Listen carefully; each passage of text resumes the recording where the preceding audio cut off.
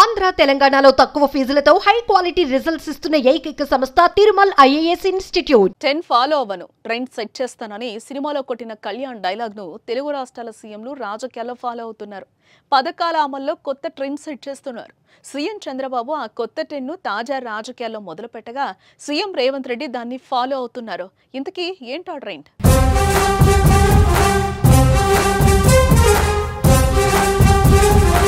ఆంధ్రప్రదేశ్లో గత వైసీపీ ప్రభుత్వం అధికారంలో ఉన్నప్పుడు ఆనాటి సీఎం జగన్మోహన్ రెడ్డి బటన్ నొక్కి పథకాలను విడుదల చేసేవారు. ఇది అప్పట్లో ఒక ట్రెండ్. కానీ వైసీపీ ఓడిపోయి కూటమి అధికారంలోకి వచ్చాక చంద్రబాబు బటన్ నొక్కే విధానానికి స్వస్తి పలికి కొత్త ట్రెండ్ను సెట్ చేశారు.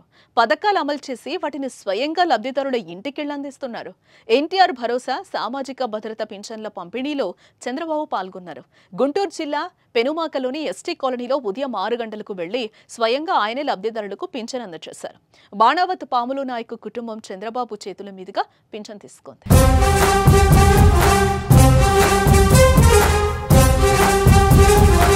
దేశంలోనే తొలిసారి లబ్ధిదారుల ఇంటికి వెళ్లి పింఛన్ అందజేసిన సీఎంగా చంద్రబాబు రికార్డుకెక్కారు. ఇలా మొదటి తేదీనే ఏదో ఒక జిల్లాకు వెళ్లే స్వయంగా పెన్షన్ పంపిణీలో చంద్రబాబు పలుమార్లు పాల్గొన్నారు. దీపం 2.0 పథకంలో ఇదే పంథాను కొనసాగించారు. శ్రీకాకుళం జిల్లా ఇచ్చాపురం మండలం ఈదుపురంలో శాంతమ్మ అనే మహిళ ఇంటికెళ్లి ఆమెకు ఉచిత గ్యాస్ సిలిండర్ను అందించారు. ఇలా పథకాల అమలు పంపిణీలో కొత్త ట్రెండ్కు సీఎం నాంది పలికారు.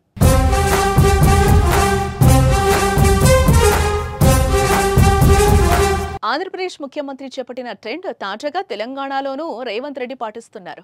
తెలంగాణ రాష్ట్ర చరిత్రలో ముఖ్యమంత్రి హోదాలో ఓ సామాన్య కుటుంబం ఇంటికెళ్లి నేలపై కూర్చొని దాఖలాలు లేవు. కానీ రేవంత్ రెడ్డి భద్రాద్రి కొత్తగూడెం జిల్లా పర్యటనలో భాగంగా సన్నబియ్యం లబ్ధిదారుడి ఇంట్లో భోజనం చేశారు. ఆదివారం ఉదయం భద్రాచలంలో నిర్వహించిన సీతారాముల కళ్యాణోత్సవానికి హాజరైన ముఖ్యమంత్రి స్వామివారికి పట్టు వస్త్రాలు, ముత్యాల తలంబ్రాలు సమర్పించారు.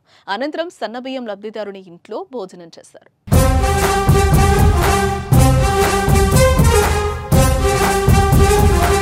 ఉగాది సందర్భంగా తెలంగాణలో సన్నబియ్యం పథకాన్ని అమలు చేసిన సంగతి తెలిసిందే.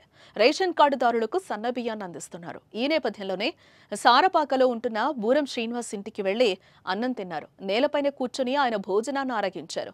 సీఎంతో పాటు డిప్యూటీ సీఎం భట్టి విక్రమార్క, మంత్రులు పొంగులేటి, తుమ్మల కూడా భోజనం తిన్నారు. ఇలా పథకం అమలయ్యాక నేరుగా లబ్ధిదారుడి ఇంటికి వెళ్లి రేవంత్ రెడ్డి కూడా కొత్త ట్రెండ్ను ఫాలో అవ్వడం తెలంగాణ రాజకీయాల్లో చర్చ జరుగుతోంది.